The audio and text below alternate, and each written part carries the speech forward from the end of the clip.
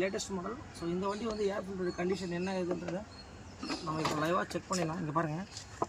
So இந்த வெஹிக்கிளில் நிறைய இஷ்யூலாம் சொல்லியிருந்தார். வெஹிக்கிள் வந்து மைலேஜ் ட்ராப்பு, அதுக்கப்புறம் வந்து பார்த்திங்கன்னா பிக்கப் இஷ்யூ. இங்கே பாருங்கள், ஏர் ஃபில்ட்ரு இருக்கிறதுலே எவ்வளோ மோசமான கண்டிஷன் இருக்குங்க. ஸோ கண்டிப்பாக இந்த மாதிரி இருந்தால் உங்களுக்கு வந்து மைலேஜ் எதுவுமே வராது. ஏன்னா இதெல்லாம் யூஸ் அண்ட் த்ரோ ப்ராடக்ட் தான். உங்களுக்கு எவ்ரி 10,000 கிலோமீட்டருக்கு ஒரு வாட்டி இதெல்லாம் நம்ம கண்டிப்பாக மாற்றுற மாதிரி இருக்கும் உங்களுக்கு.